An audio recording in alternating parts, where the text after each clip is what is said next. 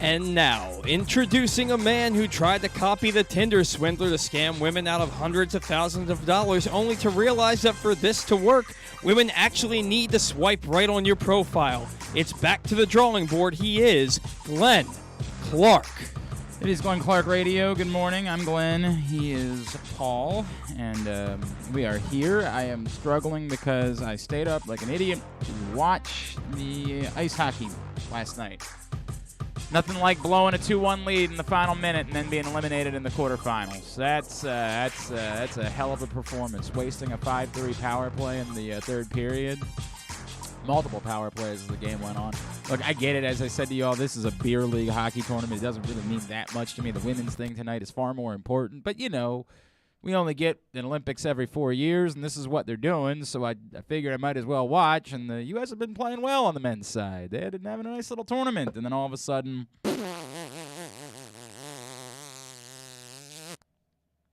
43 seconds left. 43 seconds left. They give up the game-tying goal. But, yeah, at least I didn't stay up till 2 in the morning so I could watch them not score one time in a shootout? Not once in 5 tries? You effing kidding me? 5 shooters? Not one goal? It's cool. Totally cool. These things happen, you know. It's a lot of people go to college for 8 years, you know. These things occur, man. What are we going to do? What are we going to do? I'm not bitter about it. I just want you guys to know that. I'm not bitter about the fact that I stayed up until 2 in the morning to watch hockey and watch them go 0-for-5 in a shootout. My children would accidentally figure out a way to score a goal. They can't even skate. I can't skate. I would figure out a way to score one effing goal in a shootout. I'm good. I just need everybody to know that. I'm completely good. I'm not very angry at both the American hockey team and myself for making such a life decision. Just be aware of that. Everything's cool. I'm absolutely all right and not pissed off at all. So just wanted to make sure you guys knew that. Hi, Glenn Clark Radio. Good morning. Coming up on today's program, we'll get into Would You Rather Wednesday. Drew Forrester will check in with us. We'll get an NFL draft segment with Vinnie Iyer from the Sporting News a little bit later on. It's Wednesday, so Simply the Bets is coming up a little bit later on, 11:30 a.m. Do it every Wednesday morning at 11:30. Brought to you by the FanDuel Sportsbook at Live Casino and Hotel Maryland. Simply the Bets. We will check in with our friends who are part of that program and stuff and things as always coming up on a Wednesday morning. As you can tell, I'm totally not struggling whatsoever. Everything's fine. I'm good. Nothing to worry about here. But if there was one thing that was dumber than watching a team go 0-for-5 in a shootout, it was watching you guys on Twitter last night. And I have no, of course, interest in talking about a couple of internet trolls that managed to get everybody worked up. I've said to you guys a billion times, if you watch Skip Bayless's television program, if you watch Steven, you deserve every ounce of what you get. I am mad at them. I'm mad at you. You have choices in your life that you get to make. There is a trove of content available for you. There's like 1,000 different streaming services. We're getting a Shoresy spinoff. You realize how insane that is? Letterkenny is a folksy show that is quite popular with a very specific subset, but the average human being still doesn't know what it is, and we're getting a spinoff of it. We live in an insane time for content. A bat-ass nuts time for content. And yet some of you still continue, for whatever reason, to watch these debate shows on ESPN and Fox. That ain't on them. I mean, it's embarrassing. Don't get me wrong. It's embarrassing that that's where we've gone in the world of content. But it ain't on them that you watch. It's on you. You have so many choices. And in the same way, I don't care about these two nitwits on social media that got everybody riled up last night by sending out tweets pretending that Hollywood Brown was retiring. They are not my concern. They're not real. They're just random Twitter accounts. I'm mad at you. I love Ken Weinman, for example. I love that guy. But I'm mad at him for amplifying. We're smart. We gotta be smarter than this. I refuse to believe that we continue to just slide into idiocracy this way. That we are so incapable of critical thought that we actually see something like that and say to ourselves, well, I bet this random account that no one's ever heard of, that no one knows anything about, I bet they have some breaking, crazy information about Hollywood Brown before a real reporter does. I bet that's the most likely scenario. I ain't mad at them. I mean, they don't offer anything to society. Let me make that very clear. I'm indifferent. They're nothing to me. I'm mad at you. And not just Ken. I know I singled out Ken. I like Ken. I really do. And that's part of the reason why it bothers me.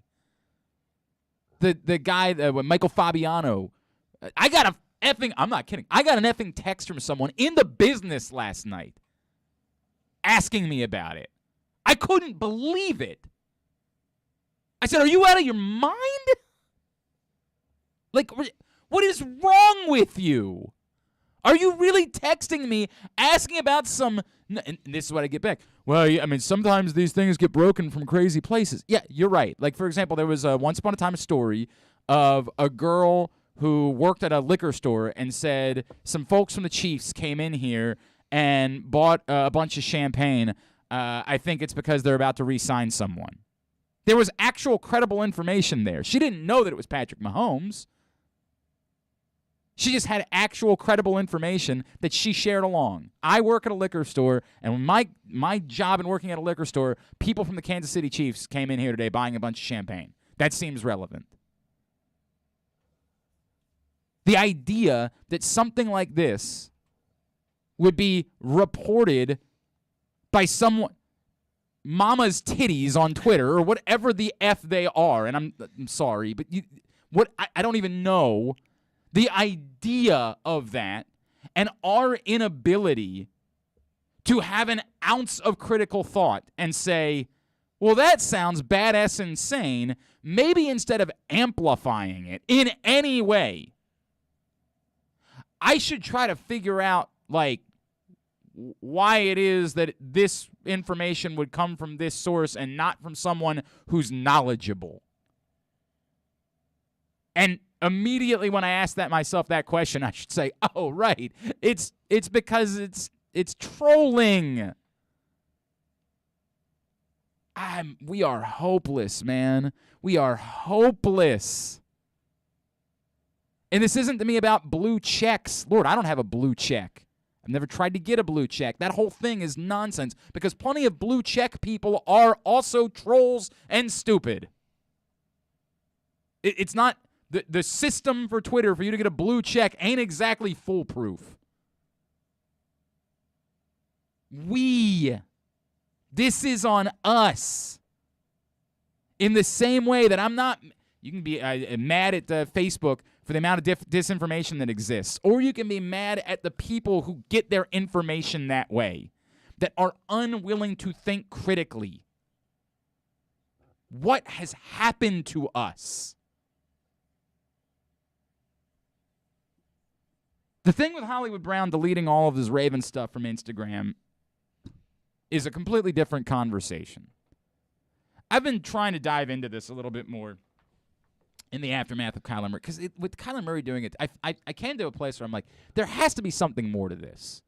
There has to be some story of why, like, agents maybe are on board with it and tell you this is something you should do because what you're really doing is trying to make a statement to a team that, like, until you pay me this amount of money, I'm not going to advertise for you or something. Like, it can't be as petulant as it comes off, right? It comes off literally like an 18-year-old boy that just got broken up with by a girl.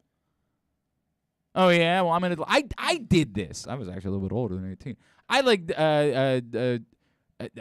told the story one night with Tyus Bowser. I was dating a girl who was obsessed with Darius Rucker, who happened to used to call into my radio show a good bit. And so he came to town, and I took her to the show, got her backstage. We hung out with Darius. It was a great time. I happened to like the guy a great deal, and we had this picture, and then we broke up, and I literally cropped her out of the picture like I was 12. And I like, in my mind, refuse to believe that that's all this is just petulant children. These are very wealthy people. I'd like to hope that they're in a healthier place than I was when I was broken up with after the Darius Rucker concert. But they're not. The thought that comes to my mind about it is two African-American NFL players who are taking a stance against owners in light of the whole Brian Flores thing. That makes sense to me. Yeah, none of the other stuff makes sense. I ran it up the flagpole, and there's almost no chance that that's true.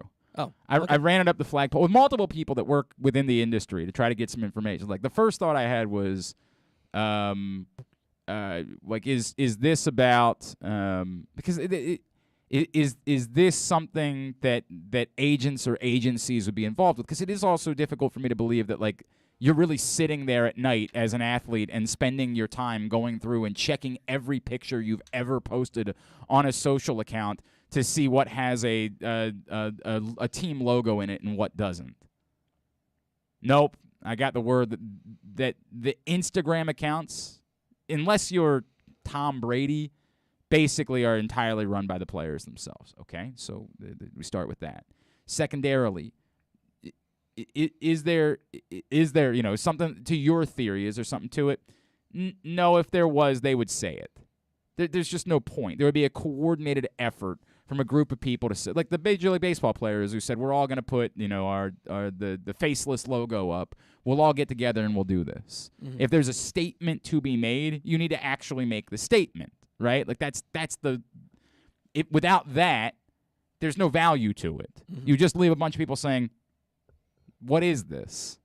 Well, if you're not telling them, then there's what benefit do you have? That's a good point. What if you're not saying something? If you're not coming out and saying, I'm taking a stand, I'm refusing to advertise for the NFL until they address the NFL's minority coaching problems, then you're not doing anything. You're not helping in any sort of way. You're just being awkward. I got the answer, which was the overwhelming most likely scenario is exactly what I think it is. It's petulance. It's children who are mad about something. In Kyler Murray's case, the story is he's mad about how they've kind of thrown him under the bus for their performance late in the season, that he feels as though he's taking too much of the blame or something along those lines. It's very weird, the awkwardness within the franchise. You're the quarterback. Welcome to the NFL. Right, but to his point, right? Like, it's not just him. Mm. Like, it's not just him. The idea that he's being essed on, and by the way, I don't know what that looks like internally. It might very well be that internally there's some issue, someone powerful within the organization. I don't care enough about this, so it's not my area. But someone powerful within the organization is saying something along the lines of, this is all Kyler's fault, and we don't want to get rid of Cliff Kingsbury. We know whose fault this is. It's the quarterback. He's not good enough, or he found out that they want to be in on the Aaron Rodgers sweepstakes this offseason or something, whatever it is. And I don't know. I have no clue. Nor do I care. And nor does any of it make it look justifiable, because it still comes off as utterly petulant. But apparently that's the most likely scenario. I can't get a direct answer on why it is that Hollywood Brown would do it. But the theories that I worked with and talking to people within the industry were legitimate. He could be very mad about the fact that the Ravens will not sign his cousin, and gets butthurt about it and just decides, I'm going to go do this. Or he could have said, are we going to get a contract done this offseason? And they could have said, nah, we're not really interested in that right now. Whatever, there could be a million reasons why something like that would come up. And we can make fun of that, and we can say, God, that comes off so childish. And it does. But again, we remember we're dealing with a 23-year-old person. He's 23 years old. And I was not the most emotionally stable human at 23. And I definitely did stupid things when I was 23. Did stupid things when I was 33, frankly. But I did even more stupid things when I was 23. What's the benefit? Nothing. I mean, nothing. You have a less involved social media account. I mean, I don't know what you could possibly think the benefit would be, other than you feel like you want to make a statement. You're mad about something, and you want to tell them you're mad. Are there more appropriate ways to play that game? Of course. Are there better ways, more effective ways? I don't know. Depends on what it is that you're mad about. If Hollywood Brown's really mad that the Ravens won't sign his cousin, I don't know that it's going to matter what he's going to do. They're not going to sign his cousin. That's the end of it. It's over. Like, he can delete whatever he wants to do from Instagram. He can whine and pout and whatever he wants to do. If he thinks he's being mistreated in some way, if he thinks that he's being thrown under the bus by someone within the organization who, he looks and says, look how productive I am, look how good I've been, and you don't want to talk to me about a contract? I don't know. Maybe there is something to be said there. Maybe in his world, he knows there's another team that would love to have him and be willing to pay him. I mean, it would be something that I think you'd want to leave to your agent and that whole conversation. But maybe there really is some world in which the thing that I talked about with Lamar Jackson, where if you're the Ravens, you go to Lamar Jackson and say, I don't want to sign you right now. You got to prove it for another year, which doesn't appear to be the case. It oddly appears to be almost the opposite of that. There's totally a plausibility that it's the exact same scenario where Hollywood Brown says, yeah, I don't feel like waiting. I don't want to play for a fifth-year option. I don't want to do that. I want you to pay me. I'm a highly productive player. I want you to lock it up right now. I'm coming off a 1,000-yard season. I don't want to wait. I want to get my money now. And the answer back from the Ravens will be, you're getting plenty of money. We just said we're going to pick up your fifth-year option. That's a lot of money. No, I want a 5-year deal that pays me like a high-end NFL wide receiver, and I want it now. Okay, well, most of us would sit back and say, we don't really think that's what you are, and we don't really think that's what the Ravens should do. But if he says, this is when I have leverage, you guys need me. We can talk about this being the best group of receivers the Ravens have ever had, but let's not pretend like you've got superstars on the field otherwise. You guys need me. Get it done or trade me. And I'm not suggesting that I know that's what he did. Let me make that very clear. I have no thought that's what's going on. All I'm trying to figure out is why. Why the sudden angst? Or whatever this is. And everyone I've talked to within the business says when something like this happens, it's a player going rogue.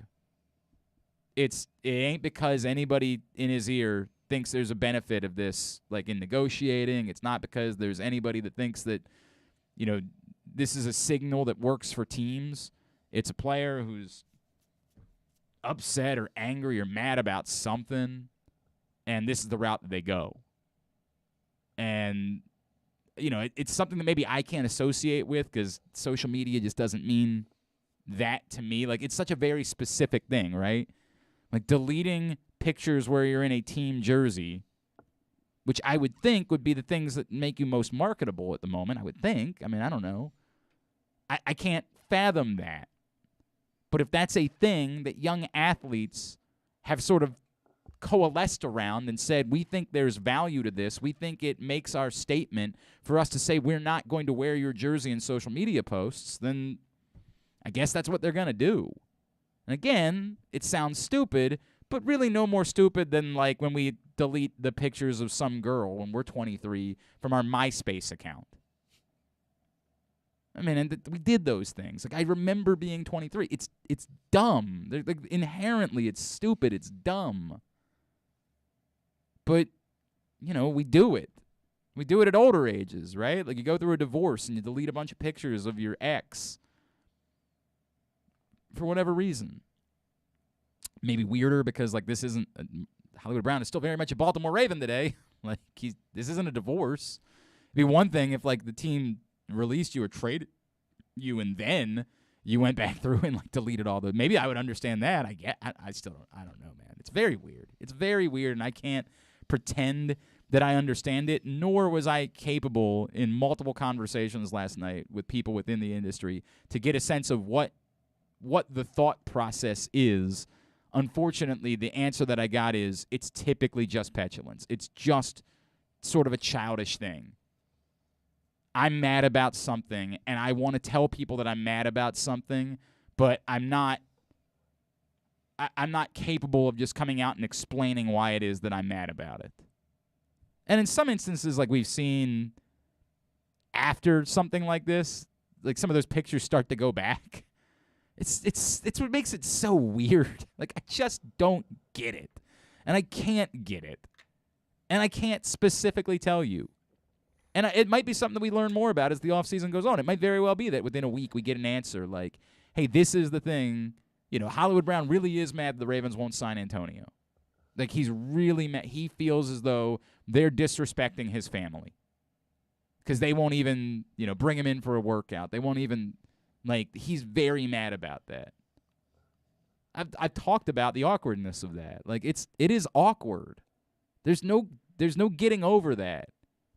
It is awkward that there's a guy out there who has been really good at football that allegedly wants to play football, and he's lifelong friends with your quarterback and literally family of your top wide receiver, and posts daily about how much he wants to come to the Ravens.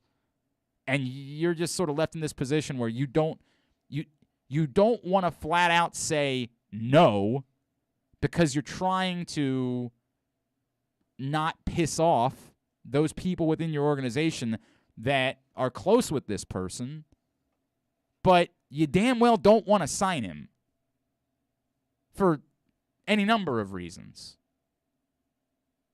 It's a weird thing to do. It's a weird line to walk. It's uncomfortable. Like, we've all kind of been there at some point in our lives where, like, you work in a business where someone's spouse also works there, and, like, their spouse is not good. Their spouse takes advantage of the fact that they're the spouse of the boss. And you want to say something, but it's awkward. It's awkward. This is an awkward spot for the Baltimore Ravens. They don't want to come out and say anything particularly negative about Antonio Brown because they don't want to do that to the people in the organization. Their quarterback is the most important person, and he cares about Antonio Brown for whatever reason. We can know the things that we know about Antonio Brown and yet still deal with the fact that the quarterback of the football team cares about this human being. We don't have to like it, but we have to acknowledge the fact that it's a thing. So what do? We would all like it for the Ravens to publicly shout, no, we're not going to do that. Obviously, we wouldn't sign Antonio Brown. And they're kind of making it clear, right? Like, if they're not doing this. And could that be it? Could it be that at some point, Hollywood Brown is so mad that they won't? This guy's available and he's good. And he'd help our team. And we like him. And you won't even. I'm mad. I'm mad. And I'm 23. And I've got all sorts of. Because I'm 23 years old. I'm mad. I'm going to go delete pictures. If that's the case, the inability to separate makes so little sense to me. You say that, but you were 23 once. Like, we've got to remember this. We're not dealing with people that have the life experience of a 40-year-old to be able to say, like, they're 23 years old. The word 23 might as well come with the word immature. Mm-hmm. Like, we want to believe that we're adults, right? We've been through college at that point. We've experienced some things. We think we know. We think we've got a grasp of the world. We have no effing clue. We're 23 years old. And again, I don't, to be clear, I don't really care what's on somebody's Instagram or not. If Hollywood Brown decided he just didn't want to have social media, I'd say, God bless you. But it was a clear, I'm doing something very specific with my social media. And the question is why? And there's no good answer other than you're 23. And we all do things at 23 emotionally. By the way, really, I kept trying to look for a pointed, this is why maybe it makes more sense. This is why I really, like, in some bizarro world, wondered if this was something that an agent could take into a team and say, until you pay us this amount of money, we're not advertising for you on social media. We're giving you free advertising, and we don't want to do that any longer. We're helping you profit, and we're not going to do that. You pay us this amount of money, we're happy to do that. But until you do, we're not. Like, that was the theory that I had working in my head. Like, maybe there's something there. Maybe there's something to, we think that this social media account is this valuable that we're not going to help you anymore until you take care of us. Again, seems silly. We're just talking about a stupid Instagram page, but at least I could work with that. At least I could say, like, okay, I'm have a value for yourself. I mean, I'll listen. It's still weird, but I'll listen. I couldn't even get that. I mean, all I could get was childishness and petulance, and it's kind of what it is. It's kind of what it is. And again, I have to remember, we were all 23 once, and we just at 23, we do emotional things, man. It's the way that it goes. And I'm not telling you. I want to make that very clear. I'm not reporting anything. I don't know what's going on with Hollywood Brown, other than the fact that he's not retiring to go play video games. For F's sake. I don't know. I'm just trying to figure out why. Why would that be something that a person would do? What would the value of that be? And again, all I could get in going all sorts of places was just immaturity. That's all I could get. And again, maybe today he makes a statement. He says, no, it's actually about whatever, your theory. And then if that's the case, that's the case. Why he would wait 24 hours to do that, I have no effing clue. That doesn't make a whole lot of sense. But maybe there is something else. I don't get the sense that that's the case. All right, today's show is also brought to you by Underdog Fantasy Football. You know how much I love playing Underdog Fantasy Football, even when I come up a half catch short with Cooper Kupp in the Super Bowl. It happens. Football's oval. Oval? I guess technically football is oval. I guess I nailed that. Football is over, but there are still plenty of contests for you with Underdog Fantasy Football, basketball, hockey. If they ever get around to playing baseball, you'll have the option for doing that.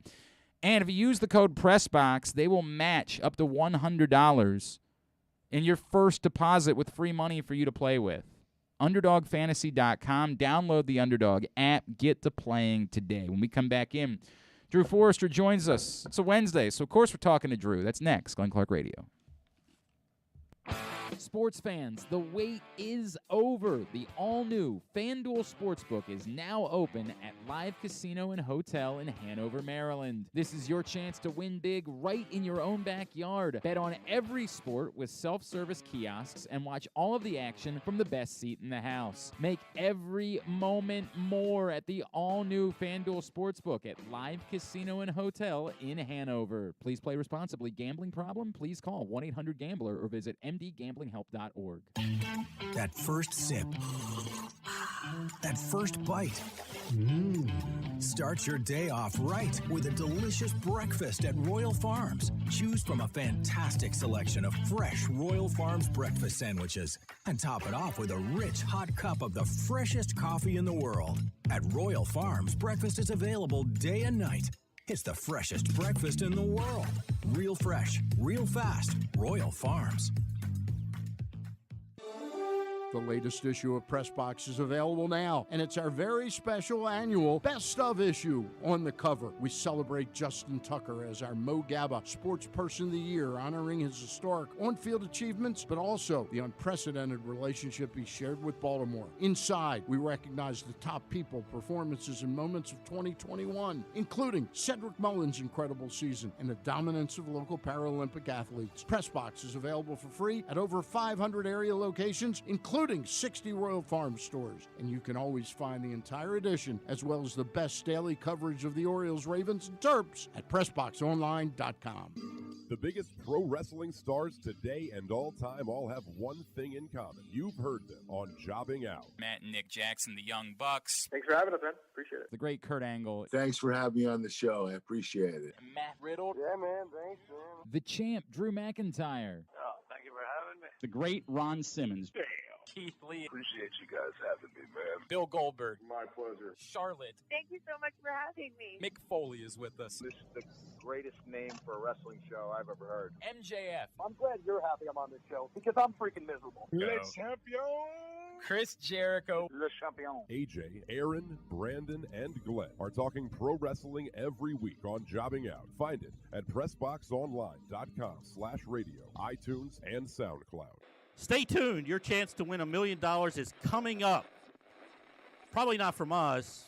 You're listening to Glenn Clark Radio. All right, back in here on GCR. Today's show also brought to you by the CIAA tournament, which indeed is coming to Baltimore and Royal Farms Arena next week, the 22nd through 26th. It's going to take over the city. You're going to want to be a part of it. Get your tickets right now by going to CIAAtournament.org. That's CIAAtournament.org. The CIAA tournament. And when I say CIAA, you don't have to spell out double. It's CIAAtournament.org is the website for you to get your tickets. It all starts next Tuesday at Royal Farms Arena. Would You Rather Wednesday scenarios are up on social media, facebook.com/Glenn Clark Radio, at Glenn Clark Radio on Twitter. Go check him out. We'll talk about him here in a minute as Drew Forrester joins us on GCR, drewsmorningdish.com. What's going on, pal? How are you? All is well. What's going on with you? Everything's good. I'm trying to put this the right way. Do you really care that people were throwing beer at a golf tournament, or are you doing like your old man bit and shtick where, you know, you have to say that because you're trying to play a character?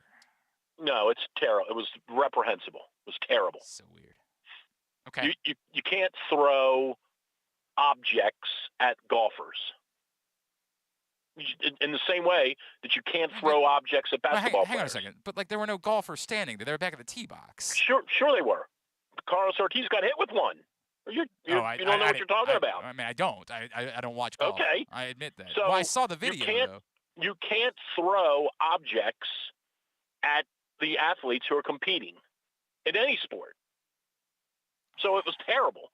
Now, the whole scene, the whole 20,000-seat configuration is outstanding.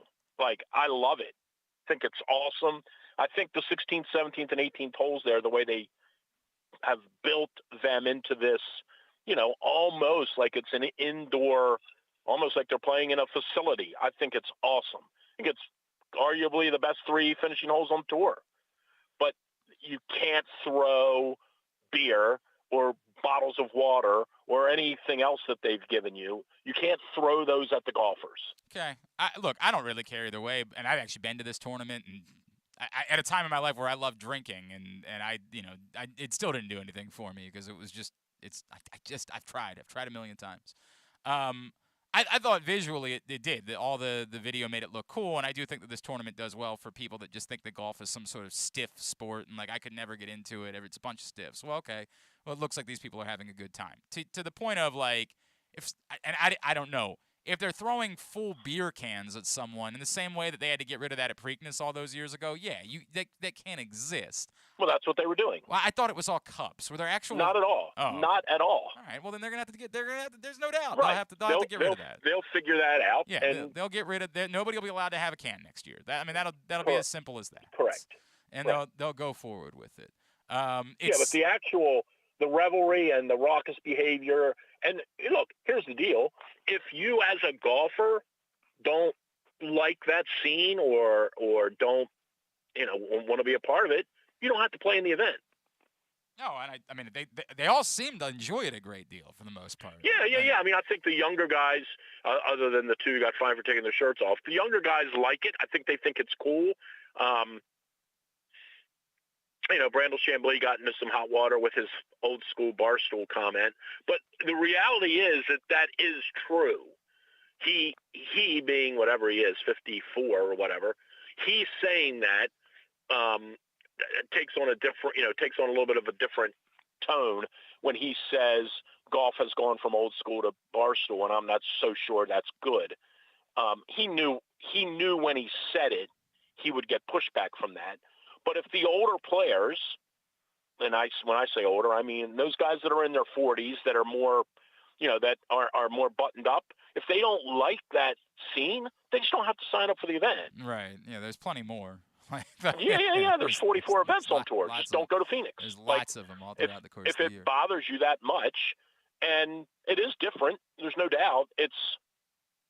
But I wrote when I wrote about this a couple days ago, like 20 years ago, the idea of you playing music out of your golf cart or your bag that was audible, not with like earphones. The idea that you would have a device laying in your golf bag or sitting in your golf cart that was playing music while people were playing golf 20 years ago, it would have been laughed at. Now, at my club, if you don't play music, you're the outlier. Right. I get it. I mean, I get it. And you guys aren't out there competing for the Masters, right? So what is the argument against it? There will be occasions. It's happened to me. There will be occasions when someone will say, "I'm not going to play if you guys are going to play music," and I say, "Well, we're playing music." Right. We're out hitting a golf ball around. Like settle that. But we're going to play, and that's not always liked. There are times when people have said, "You're not going to play music." I am going to play music. Yeah, those old guys get on you. You're just trying to jam out. You're just trying to jam out to your Baz Skaggs, man. What right. All the kids I'm just listening to the Jackson 5. Give me a break. Right. You square. But I totally understand. Like, there are things about golf that have changed that I like, and there are some things about golf that have changed that I don't like. And to that degree, I subscribe to when you come to play at my club, right, we have a different dress policy than does Baltimore Country Club, as an example. Right. They're 12 miles away or whatever they are as a crow flies. But the lifestyle of that club and the fabric of that club is totally different than my club. Some of what they do there, I actually wish my club did. Okay. So, golf has changed a lot over the last 20 years, and some of it is barstool. I mean, Bramble Chambly was right when he said that, but he had to know he was going to get pushback from that. Well, and I would think the barstool kids, the barstool group, they will come to your course and they will play with their hat backwards and their shirts untucked and their music blaring, and everybody does a shot anytime somebody makes a birdie. Like, that's just what they're going to do. Right. And, that's 20 years from now, that might be the way it is at every club. Well, and I think that's the question, right? Like, this tournament in Phoenix has been, again, I went 16 years ago at this point. It was when I was out at that tournament. It's been like this for a long time. It hasn't led to every tournament on the tour turning into a crazy scene where everybody's, getting drunk all the time. Like, right. Well, part of that is where they place it. I do believe if this tournament were in March, it wouldn't be nearly as maniacal as it is on Super Bowl weekend. So I do think where they place it is part of it. And that's not to suggest that it's wrong. I'm saying they've built this tournament to be this mega event, which, by the way, has raised annually well over $2 million in charity money. I've been involved with the Thunderbirds. They do great work. Right. So, if this tournament were at the end of March, it probably would have a different feel. But it's Super Bowl weekend. It's made for people to revel and have a good time, and they make sure the event, although it almost didn't this year, they make sure the event finishes by kickoff. Next year, obviously, it's in Phoenix. So my guess is they'll play Wednesday to Saturday next year. I can't imagine that they would. Although they always played on Sunday in the past when they had the Super Bowl. I guess maybe they did. I think they just tried to wrap it up even earlier, if I remember correctly. But look, golf is a sport that doesn't often have many compelling stories. Right. Right. It doesn't. Like, No. you've got to. I love golf. It's my life. I can find a compelling story in anything. I found a great story in Scotty Scheffler winning last week. Like, but for the most people, golf doesn't have many compelling stories. This is a kind of a compelling story. The Saudi Arabia thing, a compelling story. Golf doesn't have many of those. So Sure. when golf does have one, ... Right. It gets a lot more. kind of blown at, right. It gets blown up, and I think for the most part, this issue in Phoenix is a non-issue, other than you can't throw things at the players. Okay, but there's That's all. like, so let me go back to something. My answer is you just get rid of cans, right? Like, you get rid of cans, and if people are throwing cups, like, what?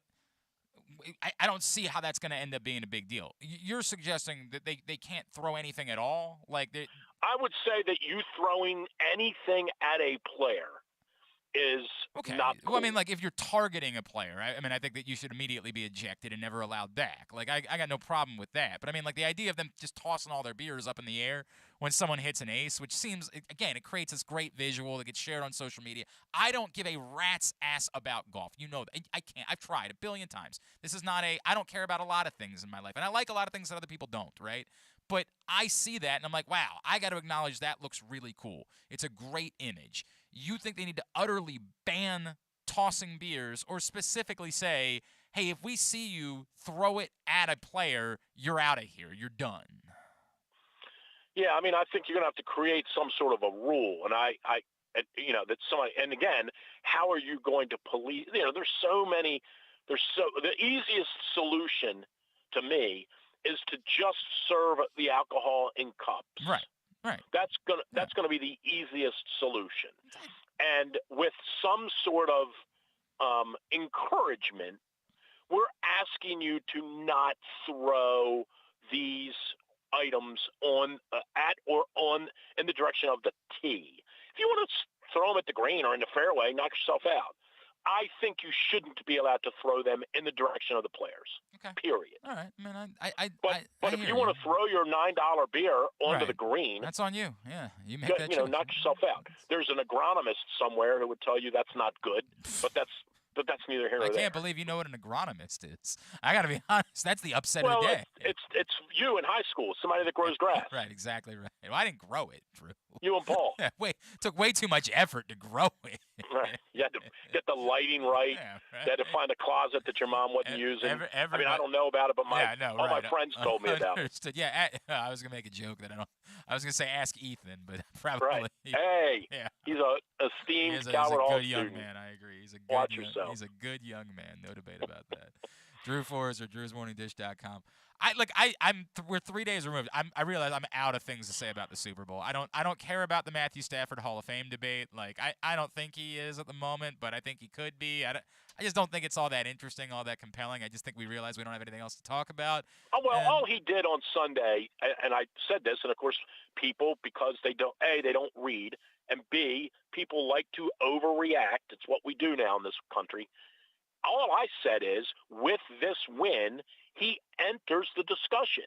That's all I said. I agree with that. With this win, he enters the discussion. If Matt Stafford would have never won a Super Bowl, there's no argument never entered for the discussion. Yeah, there's no one would. You couldn't attempt to make an argument for him. So all I said was, with this win, he enters the discussion. Now, and I'm doing this off the top of my head, he's got 50,000 yards passing.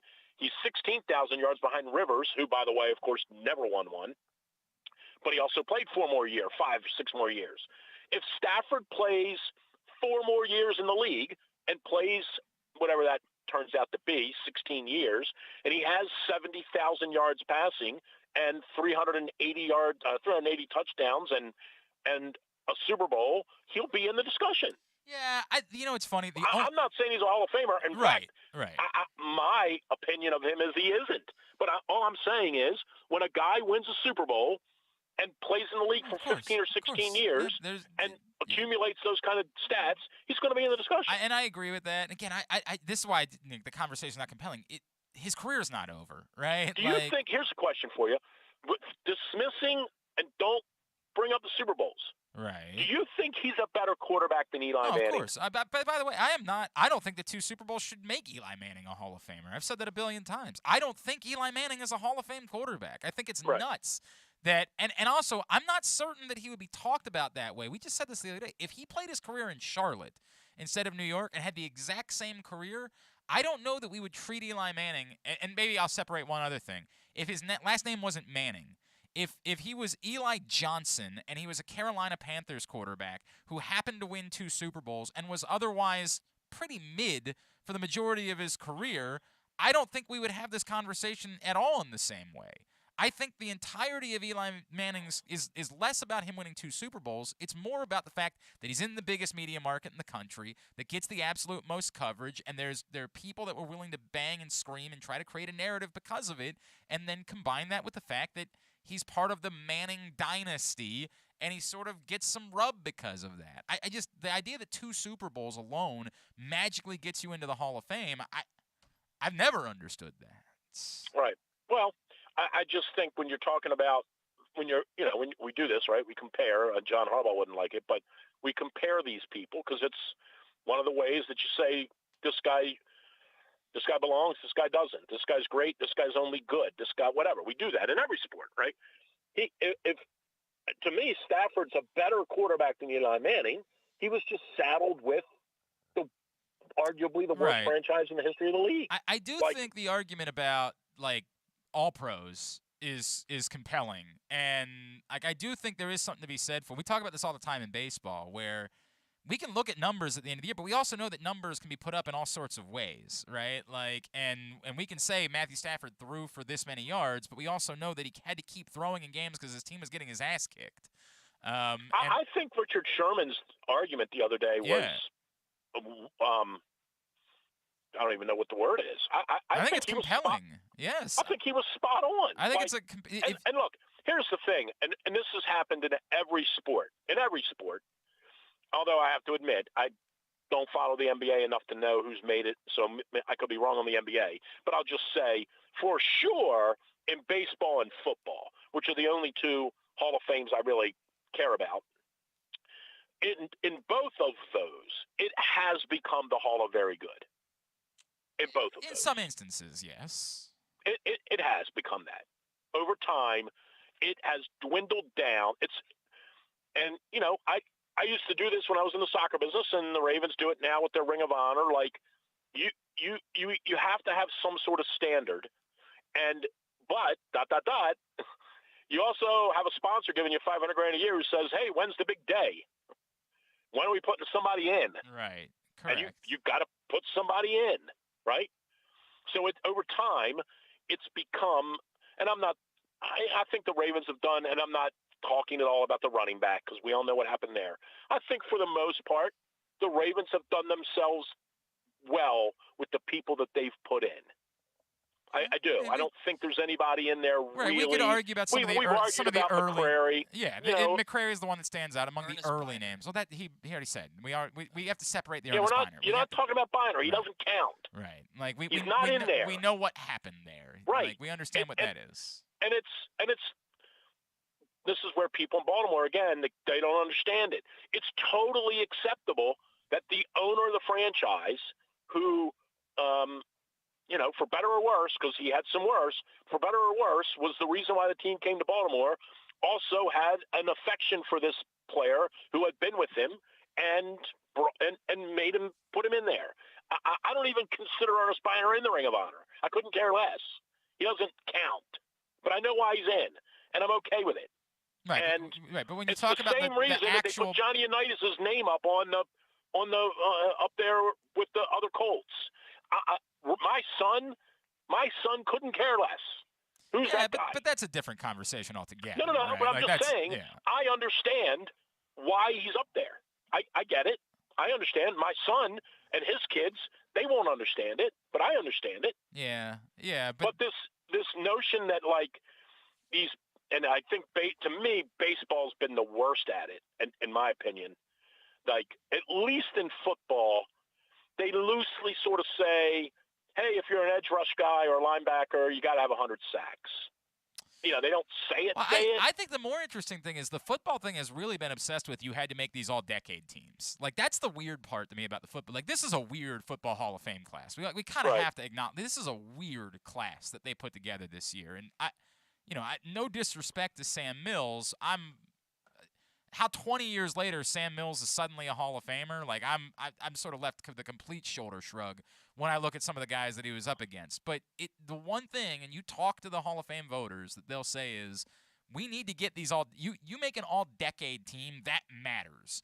And I don't really get that, right? Because I don't really know why it is that we've decided that is definitely a defining thing in terms of who the best players of the decade were, these weird all-decade lists. But the voters talk about it obsessively. There are all-decade guys that aren't in the Hall of Fame, and they have sort of decided if you were good enough to make this all-decade list, it means that you were a Hall of Famer. And I sort of think that's – and by the way, Richard Sherman brought that up when he was talking about Matt Stafford. This is the part that I get. Like, if at no point did we say – you were even among the best players at your position for a period of time. And at no point have we decided that Matthew Stafford was a top 5 quarterback in the NFL for the last 15 years. No one has talked about that. There's something to be said for that. You can put up numbers, but Hall of Fame, 100%. I don't know. Again, I spent more time on this than I even wanted to because I don't really care all that much. It just seems. Anyway, back to the game. Who won? Yeah, right. I believe the St. Louis managed to. I thought it was. I did not think it was a good game. I don't think it was a good game. I don't think it was a good game. I didn't think it was a great game either. I think ultimately, I kind of think the right team won. Probably, yeah. I feel like they have. I feel like if they played the game 5 times, the Rams would beat them 3.65 of those. Yeah, something like that, right. I just feel like the better team won. Clearly the team with the better defense won. I just, despite Sean McVay, I feel like the right team won. And that's not to say, I think the Bengals, as we all know, right, they're on to something. They got some holes and some blemishes that they're going to have to fix. We know that, but they could be pretty dangerous. I think the Bengals will have a foundation of having a quarterback and a all-world wide receiver, and that's going to make you a threat. That's just the reality. Yeah, and guys, and this is the thing, and we always talk about this, football-wise, and there are other sports where this works too, but there are now guys that would in the past would never have considered Cincinnati. That'll think about it 100%. Who now say, wouldn't mind having that guy throw the ball to me. Yep. Yeah. But they need some work. They need work. They need, obviously, they got to get a better offensive line, or that kid he won't play 6 years. Of course not. Right, and that's part of it. You got to keep him healthy. There's a ton of layers to this. There's 100% a ton of layers to it. But to think that they're not going to be in the conversation, they're the team to beat in the AFC North at the moment until proven otherwise. It's just the reality of it. Yeah, sure. Just because they lost the Super Bowl. Thought the halftime show was great. Yeah, I would like to have seen more Eminem, but other than that, yeah, there was absolutely no need for 50 Cent to be involved with that whatsoever. No doubt. It's almost a joke that ever occurred. No disrespect to him, fine career, but come on, man. No, I thought it was. I thought it was cool. I thought the whole thing was. Yeah, it was. I felt like the broadcast was kind of odd. I think that's because of NBC. I think that's because of Michaels and. Oh, I think it's super awkward that you had someone working sidelines who literally the next day was going to launch her conservative politics career. That was clearly awkward for everybody down the stretch this season. They wouldn't even let her work games down late in the season. Then all of a sudden she was back to get a triumphant exit, only to suddenly the next day be a Republican politician, which is just a weird. Everything about that is weird. The Al Michaels situation is weird, right? Where he's talking, he's like, I'll be somewhere next year. The whole Amazon thing is super weird. They're going to start doing football games, and nobody said, hey, maybe let's get all this sorted out before we all go to the Super Bowl, and we all have to talk about it. Everybody's doing interviews for 2 weeks, and nobody has an answer to a question. Everything about this was really weird. But other than that, yeah, it was fine. It was the Super Bowl. It's what it is. Let's play Would You Rather really quickly. Would You Rather Wednesday brought to you by Glory Days Grill. Of course, glorydaysgrill.com is the website for you to get your order in. Somebody's winning a $25 gift card to Glory Days Grill today. You can use that to get as many smoky thigh wings as you like or anything else from their wonderful menu, glorydaysgrill.com. All right, Forrester, I'll give you this. Would you rather, next season, speaking of the Bengals, would you rather, next season, the Bengals come back with the exact same god-awful offensive line, but the Steelers somehow manage to land Aaron Rodgers? Or the Steelers really do have to stick it out with Mason Rudolph as their quarterback, but the Bengals drastically upgrade their offensive line with the likes of Teron Armstead and maybe even Bradley Bozeman? I don't mind Rodgers going there. I don't know. Is he in the November of his career? I wouldn't mind. He was the MVP of the league this season. I know, but he wasn't actually. But he won. But he wasn't really the MVP. Who was? But I think that kid in L.A. is the MVP. All right, maybe. Fine. Yeah. Maybe. I don't know. But if he was, it's not like Rodgers was far off, dude. Like, you see. What, do you have 3 interceptions all season? Come on, man. They can have Rodgers. I don't know that they have a whole lot else up there. They can have Rodgers. I'll take Rodgers. I don't want the Bengals to get any better than they are. Okay. All right. That's interesting. Yeah, they can have Rodgers. I'm assuming you never watched Breaking Bad, so I'll just skip past that one for you. Never saw that. Never saw that movie ever. That movie, right? That movie. Okay. This one. I did watch Mystic River again the other night, which very similar. Yes, very similar to those two stories. A phenomenal movie. All right. I'll give you number 3. You've got and maybe it's similar to a situation you might deal with. You've got a talent. Congratulations. You have a talented, successful, likable 18-year-old son. Congratulations. Okay. He has 2 particular skill sets, and he can pursue one career or the other. Would you rather he pursue a career in football where he's legitimately good enough that he could be successful in the NFL, or pursue a career in video games? Oh, my son's not allowed to play football. So okay, I've had a couple people. You're trying to cheat. And this premise, you have to understand, he's already playing football. You have to give that up. He's played football in high school. We know he's a successful football player at this point. And now he could go to the NFL. He could. He's got to make a decision. Is he going to go to college, knowing that everybody, the legitimate people, look at him and say, "This kid's got a chance to be successful in the NFL"? Nah, we'll do the video game thing. Okay. All right. Very good. What's coming up? Just like Hollywood. Well, I don't think that's actually what he's doing, Drew. I'm pretty sure that's not the case. Pretty sure. That's not what he's doing. Pretty obviously. sure that's not the case. But that's pretty hilarious bit yesterday by people. No. It's the trolls offer nothing. It's insane how stupid we are. Like, it's insane how truly dumb we as a society have become, that we're incapable of separating someone who's trolling on the internet from someone with factual information. Yeah, Marquise Brown is not quitting the NFL to play video games. People with blue check marks, we're amplifying this. Right. Like, he is not doing that. It's unreal how stupid we are as a society. It's just. I agree. I saw it right away, and I'm like, the first thing you do is say, yeah, probably not. Like, again, if Adam Schefter said it, we'd be like, wow, this is nuts. But it would be Adam Schefter saying it. And we would have no choice but to say, well, there's probably validity to it at that point, right? As crazy as it is. My God. All right, what's coming up at drewsmorningdish.com? What's tomorrow? Thursday? Yes, tomorrow would be Thursday. I'm not sure what's going on tomorrow. What's Maryland play? Friday against Nebraska? Yes, that is actually true. You're so into such a weird bit where you care about Maryland. They're terrible. What are you doing?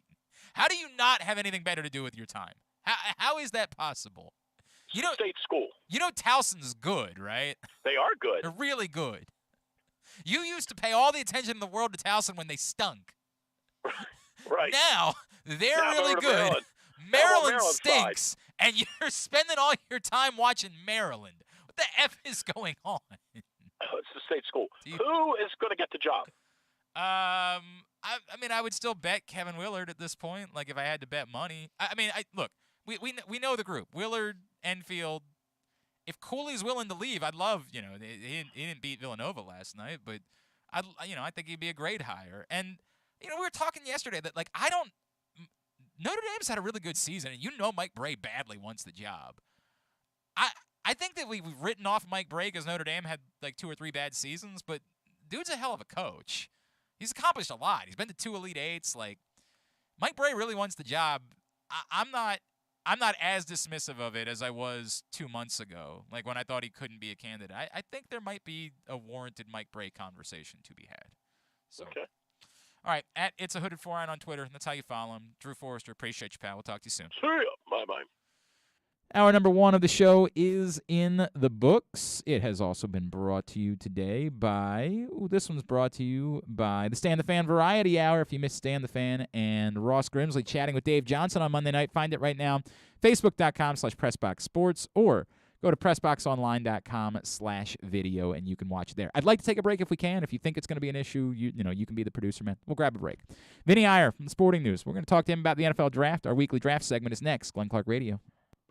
Sports fans, the wait is over. The all-new FanDuel Sportsbook is now open at Live Casino and Hotel in Hanover, Maryland. This is your chance to win big right in your own backyard. Bet on every sport with self-service kiosks and watch all of the action from the best seat in the house. Make every moment more at the all-new FanDuel Sportsbook at Live Casino and Hotel in Hanover. Please play responsibly. Gambling problem? Please call 1-800-GAMBLER or visit mdgamblinghelp.org. That first sip. That first bite. Start your day off right with a delicious breakfast at Royal Farms. Choose from a fantastic selection of fresh Royal Farms breakfast sandwiches and top it off with a rich hot cup of the freshest coffee in the world. At Royal Farms, breakfast is available day and night. It's the freshest breakfast in the world. Real fresh, real fast. Royal Farms. After being virtual in 2021, the CIAA Men's and Women's Basketball Tournament is headed to Charm City this February 22nd through 26th. The CIAA is an event that has become a celebration of family, culture, and accomplishments that uplift and strengthen the African American community. See the excitement in person as some of the best college basketball in the country comes to Baltimore's Royal Farms Arena with the CIAA Men's and Women's Conference Tournament. Get your tickets now at CIAAtournament.org. That's CIAAtournament.org.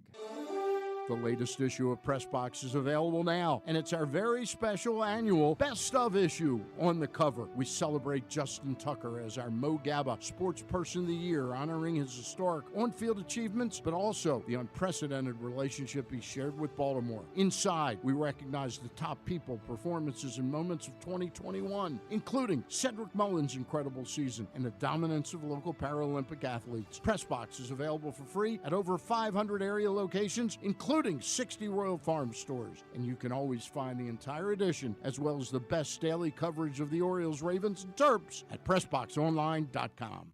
The Toyota Tacoma comes in a wide range of models and trim lines. You can choose the perfect Toyota to reflect your unique personality and driving habits. Check out buyatoyota.com for deals on new Tacomas from your local Toyota dealer today. If you miss anything, don't forget that you can find whole shows later on Spotify, Apple, or Amazon Podcasts. It's Glenn Clark Radio. All right, back in here on GCR into hour number 2 of the show. Every week we try to talk a little NFL draft once the Ravens season ends and, until we get to actual draft week.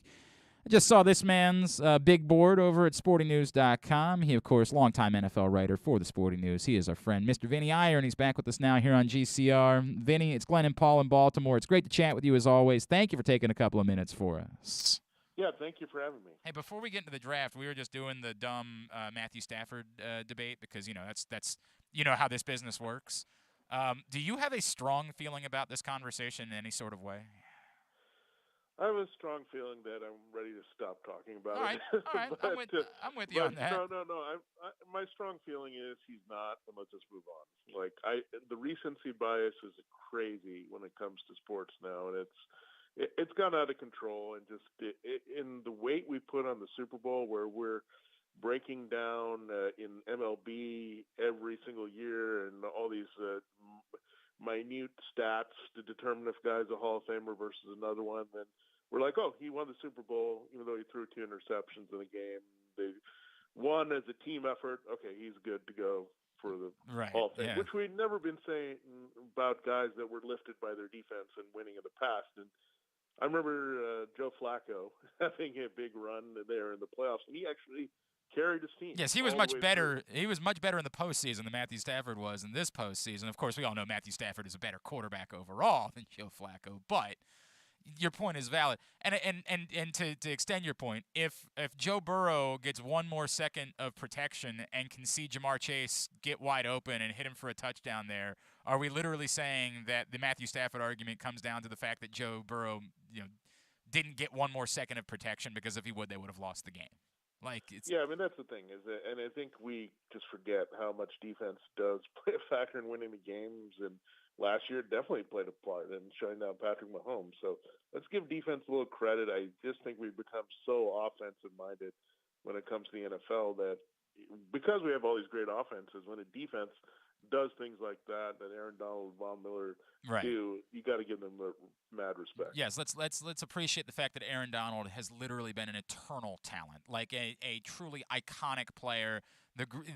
That's where we can get lost in hyperbole. He's legitimately the greatest player that's ever played a position. It's insane that we've been able to watch Aaron Donald play football at this high of a level for this long. Like, that to me is the biggest takeaway of the Rams winning the Super Bowl. Yeah, there's no doubt that he's a Hall of Famer, so that was really big about that. Yes. At least we can hang our helmets on that. There's no doubt. All right, let's talk a little NFL draft. I'm looking at your mock draft at sportingnews.com. And with the 14th pick, you, Vinnie Iyer, have the Baltimore Ravens selecting Clemson cornerback Andrew Booth. Is that to you more about how you had your first 13 picks falling out and just who was sitting there at 14? Or is it to you more about the idea that, we saw what happened to the Ravens and they lost Marcus Peters, and that they need to prioritize another top cornerback this offseason? Yeah, I think corner is a pretty deep position early. There are a lot of big corners, too, like on the other side of 6 feet, and Andrew Booth is right there. So, and these are very fluid type players that they can play in different schemes and be effective. So there's quite a few of those, and it's going to be determining which corner is the right. I mean, you have guys like Roger McCreary of Auburn and Trent McDuffie of Washington. They're around there. Then you have Ahmad Gardner of Cincinnati.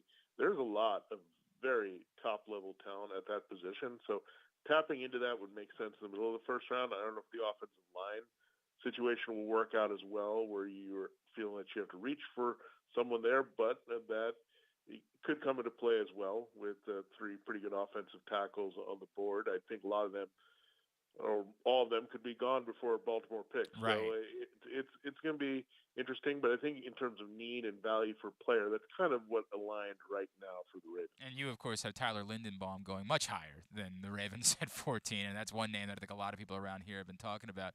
Vinnie Iyer from the Sporting News with us here on GCR.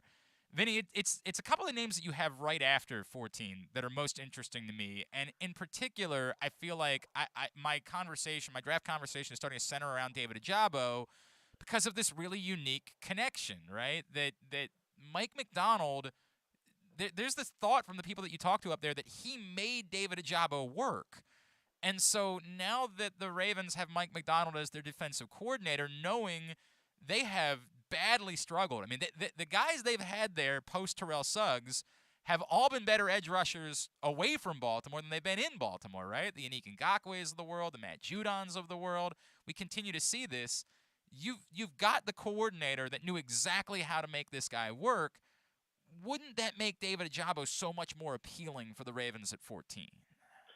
Yeah, I think there are a lot of connections there that you can look at, and it's all about can he fit in their scheme as well, and that's going to be the bottom line. And I guess they can adjust the scheme now and put some of the things that they had under the other Harbaugh and put that into play here. So, I mean, that's definitely going to be a consideration. He may move up here in the end, and he's a guy that some people have higher right now. I'm just wanting to see a little bit more in the pre-draft process, but I think he could end up definitely breaking into the top 12 as a value there. So Ravens, they don't want him to go up too high because I think they want him to play and they want him to be in the right place. But, yeah, he would be an available option for them right now. Right now he's going to the Eagles. They have 3 picks there right in the middle of the draft. The other name that's right behind it is a guy that I think it's interesting. Jordan Davis, the defensive lineman from Georgia, who's just a monster. I mean, just an absolute wrecker. And the Ravens could use some more, backfield help, like guys that can make, disruption types of plays along their defensive line at this point. I guess there is a knock on Jordan Davis that he only played, 30-some percentage of the snaps at Georgia. The things that you hear from down there is, well, he could have played more. We didn't need him to because we were that deep down here, right? Like, Jordan Davis to me is so appealing because of just what a wrecker he's capable of being. Are you at all afraid of him having not played so many snaps during his college career? No, I mean, you just look at the impact and the efficiency when he was out there. And was he a dominant force? Yes. And that's what you're looking at here. And you're almost happy that he didn't get worn down in college, right? I mean, do you want a player to get worn down? I mean, I bring this up, and I don't think this can be completely ignored. Look at three of the rookies that were fantastic from last year. You have Jamar Chase, you have Micah Parsons, Rashawn Slater. They all didn't play in college last year, and they had three excellent rookie seasons. So I don't want a guy worn down from playing a lot of snaps in college anyway. I want him fresh when he comes into the league and show me that he's got a pro impact. And I think Jordan Davis has done that. So, yeah, it's a good problem to have when you have maybe multiple defenders that you can look at that can help your team, and you can go best player available and feel pretty confident. But regardless, I think that middle of the draft right there in the first round, I think it's going to be defense heavy, however it shakes out. He is Vinnie Iyer from the Sporting News. He's with us. We're talking about the NFL draft. Vinny, in that mock draft that you put out, you do have one quarterback going ahead of 14. Of course, one of the conversations that you have when you're a team that's not in the market for a quarterback, and we assume that's where the Baltimore Ravens are, is that you're better off having a lot of quarterbacks going. We all know that this is a unique year. Do you get a sense of, hey, at some point the teams that don't win the Aaron Rodgers sweepstakes or don't win the Russell Wilson sweepstakes or that sit there and say, my God, we still don't have a quarterback, or all that's left at this point is Jameis Winston. Do you get a sense that there's going to be movement, and even in what we all kind of agree is a down quarterback class, there's still the possibility that 2-3 teams end up trying to make moves to get up there because they desperately need to find a quarterback because they can't run out, insert name here, Drew Lock or Gardner Minshew is their starting quarterback next season. Yeah, it's all about supply and demand and your tolerance to say, how far do I want to move up? Do I feel confident because people are down on this class and some teams won't be desperate that you can just wait and get what you want or don't move up as much? So that's what's going to play out a little bit. There'll be a little bit more clarity once you get through free agency and the trades are made.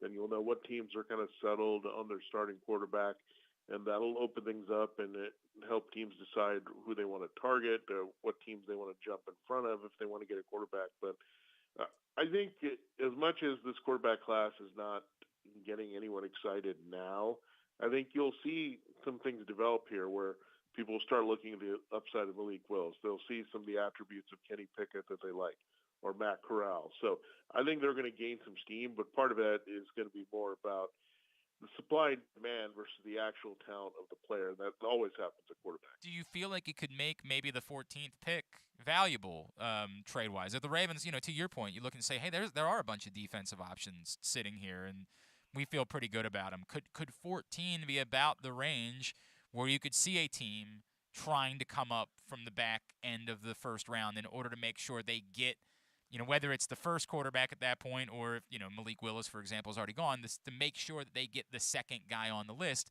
Could that provide a significant amount of value? Yeah, I think so. I mean, and remember, teams are going to go for a particular type of quarterback as well. Like they probably will have one guy that they're locked in more than the others, and if they see one go off the board early or two and their guy's still out there, they're going to get nervous that he's not going to be around. So it may be a developing situation as we go through.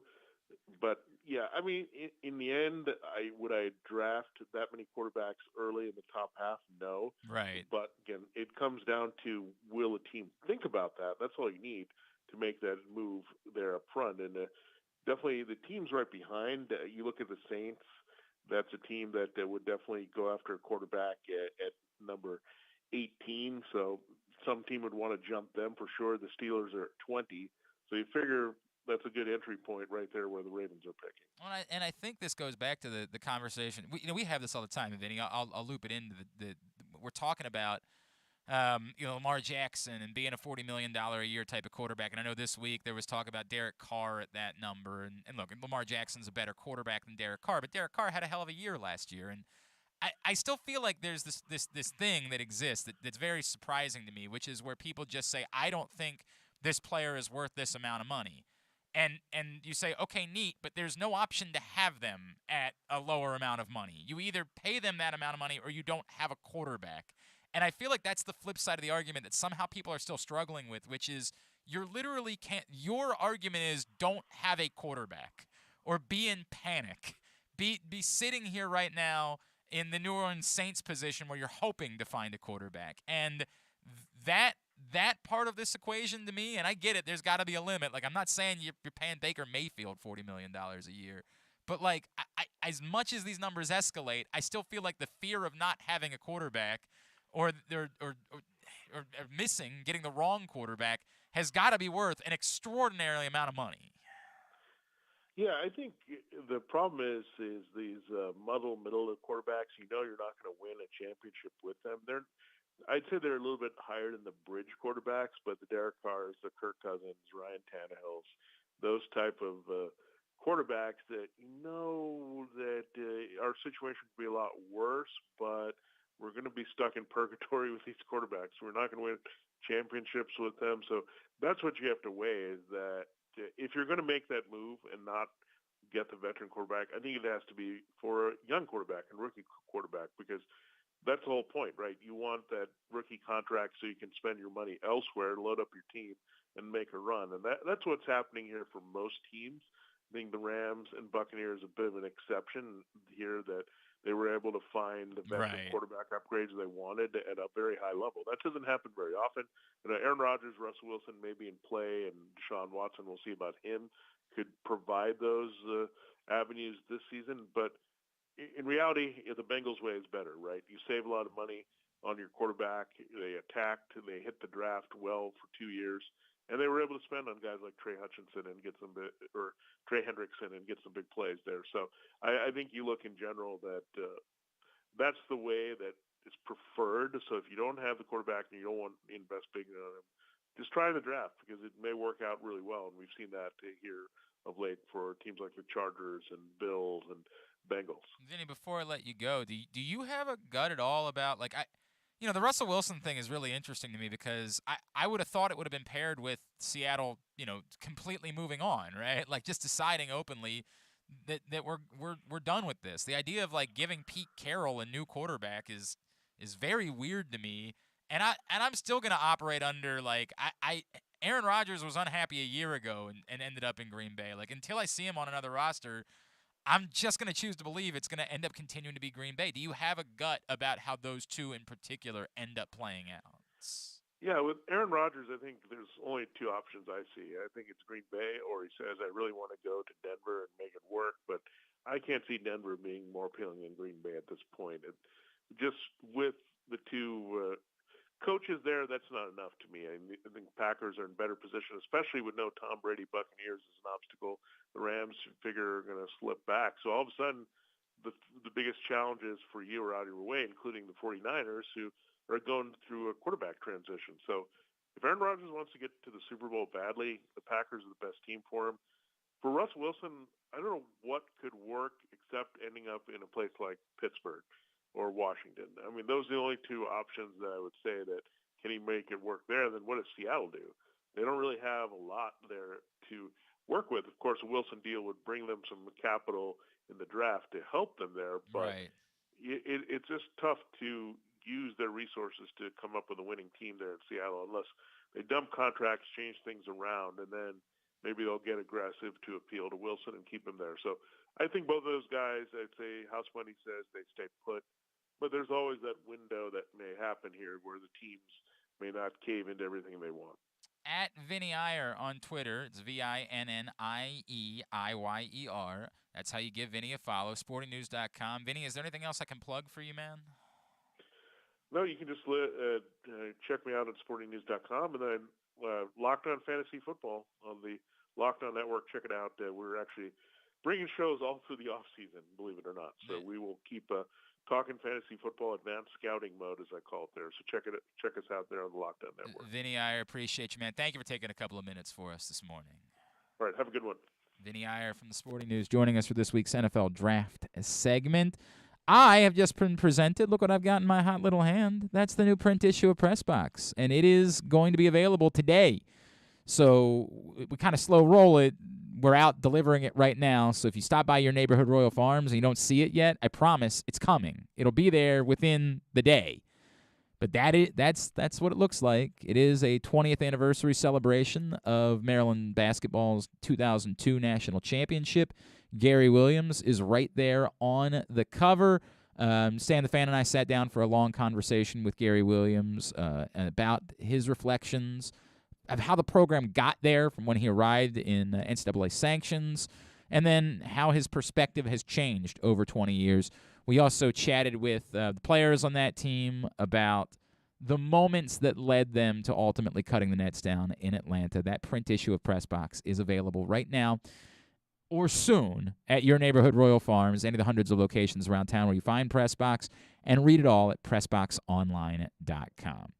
All right, let me dive back into Would You Rather Wednesday quickly. 3 scenarios are up at Glenn Clark Radio on Twitter, Facebook.com/Glenn Clark Radio.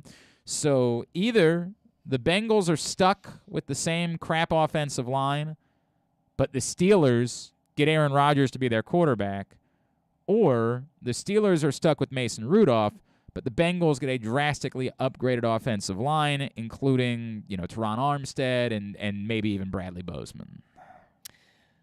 I'm going to take Steelers get Aaron Rodgers. I feel like the Bengals, you would at least have a weakness on the team with that offensive line. With the Steelers getting Aaron Rodgers, I can live with that because he's in the. I know he just won the MVP, but he's not going to play that much longer.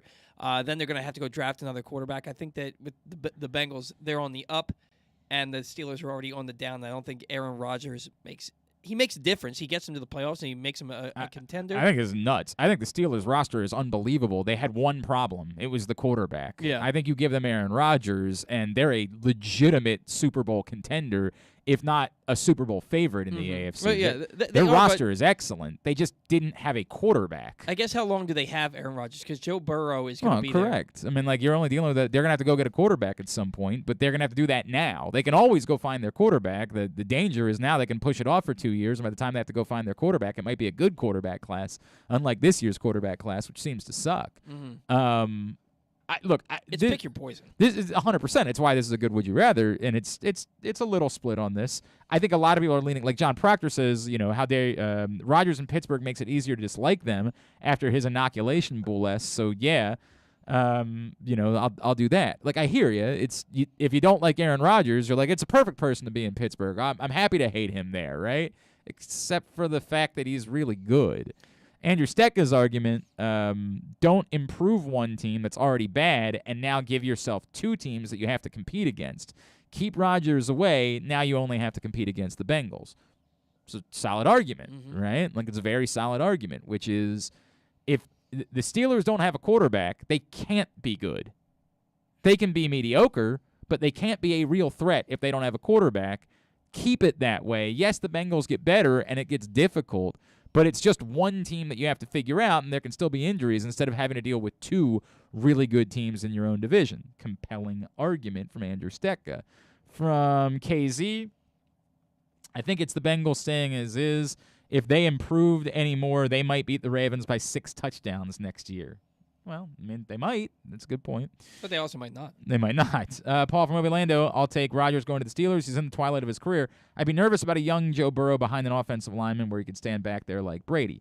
I get that he's in the twilight of his career, but it's not as if they're not going to be allowed to get a quarterback after that. It's not as if the Steelers as a franchise just end in 2 years.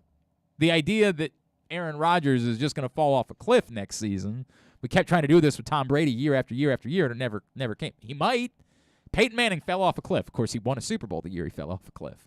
It's possible that at some point he might. But assuming it, what did you see from Aaron Rodgers this season that makes you assume he's about to just simply fall off a cliff? I didn't see anything. Yeah. I mean, again, you could debate all you want about him as a person, but nothing on a football That perspective. crap fest against Seattle halfway through the season. Okay, I mean, so you had one game. Like quarterbacks I'm being facetious. I mean, that's the reality. John says, however, he's a playoff choker, so that's the reason why I would. From Brian says, Glenn, no, do not give Aaron Rodgers to Pittsburgh. I know that we're not going to like the fact that Cincinnati could be really good, but at the moment, I'm sick of the fact that Pittsburgh has had the upper hand for a little while. I would personally just rather see them suffer for a few years and come back to earth. Okay? All right. Listen to all those arguments. Number 2, would you rather? We got a trailer. Are you a Breaking Bad guy? You, yeah. Okay, good. We got a trailer for the final season of Better Call Saul this week. It is launching in April. They're going to do it. They're also doing it like in 2 parts, which is even weirder because it's on but it's weird because it's on TV. Yeah. Like they're not giving us all the episodes of even this isn't like an Ozark situation. They're going to do weekly half the season, then take a break, and then do weekly the other half of the season. Just do the whole damn season Very in one weird. fell swoop. Anyway, with that in mind, would you rather we get another spinoff next year? So this is done. Better Call Saul is done. Would you rather we get another spinoff next year, perhaps like an origin story on Mike Ehrmantraut? Or maybe the rise of Walter Jr.? Or no, it's time we just put Breaking Bad to bed? No, it's time we just put Breaking Bad to bed because they've already kind of given you an origin story on Mike Ehrmantraut. They've given you a little bit. They haven't, but like they could explore that so much further. I'm not interested. And he's compelling as hell. I'm not interested in him enough anymore. Like I know his backstory that he was a cop and like he was like not the greatest father and then the husband died and all that. Like his son died or something like that, and so I get that. I'm good. I don't need to know more about him. And I feel like Walter Jr. is arguably one of the worst characters in the history of television. I hated that dude. I do not need to see any more. But it wouldn't be the same character. This would be now someone who's been hardened by everything and is an adult and is looking at it with a different perspective and maybe considers what his father was doing and trying to help the family and considers what path he wants to take his own life. That would be one hell of a turnaround. Yes, it would be, but that's what happens when someone becomes an adult. By the way, I was pointed out by a couple people. I kept saying 23 with Hollywood Brown. He is 24. I am very sorry. He's 24. Because as we all know, when we went from 23 to 24, we got just drastically My whole life more turned mature. around at 24. Became a very mature adult the moment I turned 24. It feels like most people are in agreement that it's time to move on. It feels like most people are in agreement. I'm not so sure I wouldn't. Like, this is one of the things I say. It's easy for us to say just put it to bed, and then when you give me the option, I'm going to watch it, right? The risk is that it sucks. Then the argument that some people make back is, so it sucks and then it's just over then, right? Like, at least let's find out. Like, at least let's find out if there's something there. And Better Call Saul was so good. And I get it. Like, Bob Odenkirk is a big part of that because he's just a genius. But I'm willing to consider. And these are just some of the ideas I threw out. There's other things you could do. You could do something with Uncle Hank. You could do something. Whatever. Maybe Uncle Hank becomes, we go back and we find out he was actually not always the salt of the earth, like cop that he turned out to be, right? Like maybe we go a different direction. I also think that if you did something with Mike Ehrmantraut, you go much younger, you'd have to have a different actor, and that's a little bit tricky because we kind of, like Jonathan Banks has been Mike Ehrmantraut. So I don't know the way that all plays out, but I do think there are other things you could do that I'd be willing. If they did it, I'd be watching. Like, for sure, I'd be watching. You've hit 2 home runs. Just count your blessings and move on. I hear you, but that's the argument for why not give him another shot, too, right? Like, you made this one work. Maybe let's see, right? Like, let's see if you want to do more with Gus Fring, right? Like, you want to go somewhere else with that, I'd listen. And number 3, would you rather? You have a successful, talented, likable 18-year-old son. Congratulations. Would you rather they pursue a career in football where they legitimately have a chance to be successful in the NFL or pursue a career in a skill where they are equally talented, the world of video gaming? And again, a lot of you have tried to Kyle this up. You don't get to say, well, my son's never going to play football. No. You're past that. He's been playing football. You're not making that decision anymore. He's playing football in high school. He's very successful. He's 18 years old. Now you're dealing with the question. See, my original argument was going to be that you're more of a recluse if you are a video gamer. But you've already said he's doing both, and he's really good at both. So now he has to choose. So he's already been social and popular and knows how to, because he's been on a team environment. I still say NFL, man. Get outside, enjoy the vitamin D, man. Like, you don't want to just be holed up in. You got to spend hours upon thousands of hours. I think you're portraying this as like you're stuck in the basement at all times. And I'm not sure that's what gaming is any longer necessarily. Like, I think they are getting out and going places and doing things along those lines. But I still, to some extent, understand what you're saying. Look, this really, for most people, it's come down to as simple as you're not getting, head injuries when you're playing video games. So, go play video games. And I get that. You could be a punter. You could be. That is an option. You could be a punter. It's a little bit more difficult to break through in that way, but it's an option.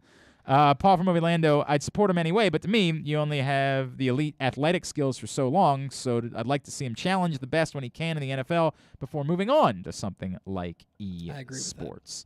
Continue to get me your responses at Glenn Clark Radio on Twitter, Facebook.com/Glenn Clark Radio. I also feel like, real quick, that you can always go back to gaming. You only have a little bit of time. Like, you can go back. Like, basically, to his point, you can go. If you have that skill, you can play in the NFL, and then once your career is over, when you're 35 years old, then you can go back to gaming. Yeah, but I mean, like, if you suffer a bunch of head injuries that alter your life, you might not be able to do that so easily. It's why it's compelling.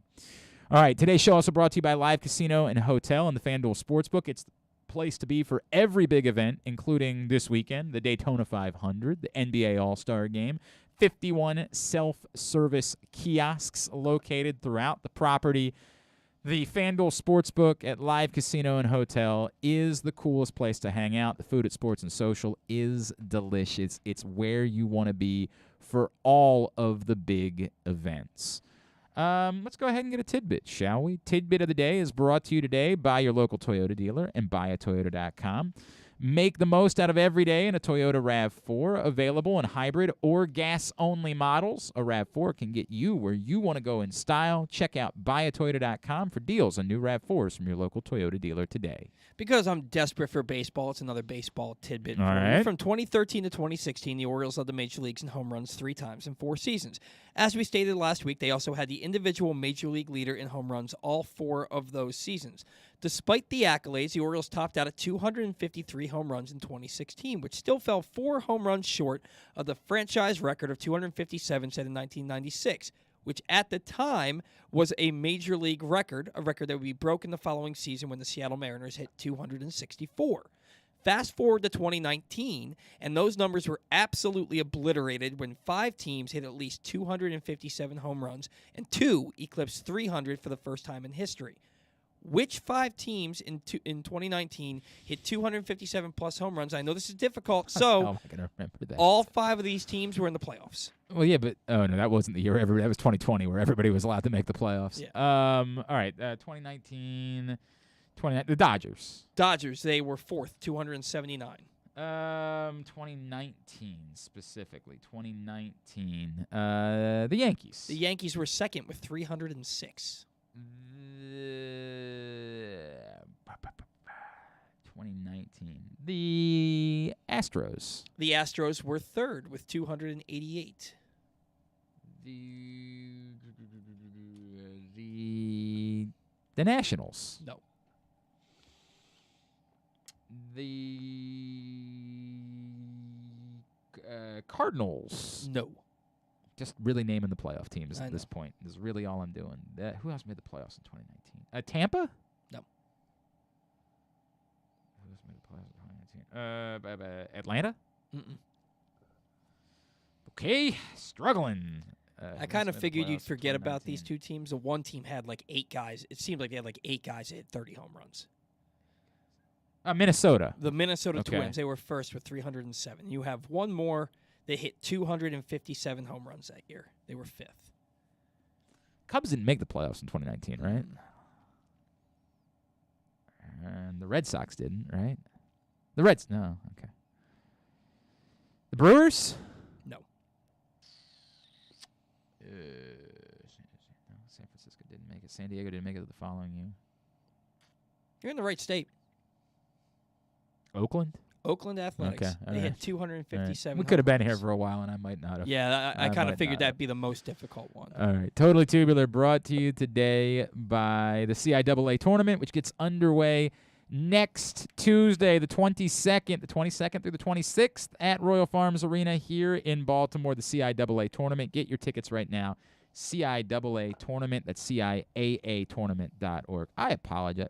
You know what? Proctor had a good one earlier. If Eli Manning is a Hall of Famer, then Drew Forrester is a comedic genius. Not bad. I'm sorry, Proctor. I'm sorry. That was good. I should have gotten that in while Drew was on with us. Here's what's coming up tonight, totally tubular-wise. A few local teams in action in college hoops. UMBC hosts Stony Brook at 7, Loyola's at Lafayette at 7, and Navy's at American at 7. All those games on ESPN+. Big Ten hoops include Illinois Rutgers at 7, Purdue Northwestern at 9, both on Big Ten Network. Daytona 500 qualifying tonight at 8 on Fox Sports 1. NBC Sports Washington, Wizards Pacers at 7:30, ESPN Nets Knicks at 7:30, Jazz Lakers at 10, TNT Panthers Hurricanes 7:30, Avalanche Golden Knights at 10. I didn't realize, and I forgot to mention it yesterday, they're showing the Champions League on big CBS. Like, that is wild. Like, they're putting it on the network. Today, it's Inter Milan and Liverpool at 3. Olympics night, obviously the highlight is the women's gold medal game between the U.S. and Canada in hockey. That's at 11 on NBC. Everything else, go to GlennClarkRadio.com. Find it there. Anything that stands out non-sports-wise? The new Batman, Robert Pattinson, is going to be on Jimmy Kimmel Live tonight, and the musical guest is the Foo Fighters. Love the Foo Fighters. You have Pam and Tommy, episode 5, Uncle Jim and Aunt Susie in Duluth on Hulu. That's airing today. And Marvel Studios assembled The Making of Eternals. Okay, whatever that is. All right, very good. That's on Disney+. All right.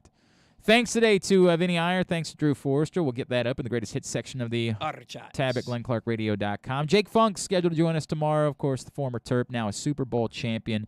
A few other things that we're working on for tomorrow's program as well. Thanks, everybody at PressBox, all of our great sponsors and partners, including Glory Days Grill, Royal Farms, the CIAA Tournament, Grade 8's Memorabilia, Live Casino and Hotel, Underdog Fantasy Football, Blue Line K9, your local Toyota dealer, buyatoyota.com. Thanks to Paul Valley. Follow him on Twitter, at Paul Valley III. Follow us on Twitter and Instagram, at Glenn Clark Radio. If you are with us, have a great Wednesday night to go all the local hoops teams. Duke sucks, and USA Hockey. Duke sucks, Ohio State sucks too. If you're with us on video, give us a minute, refresh. We'll be right back. If you're with us on audio, do nothing. Coming up next,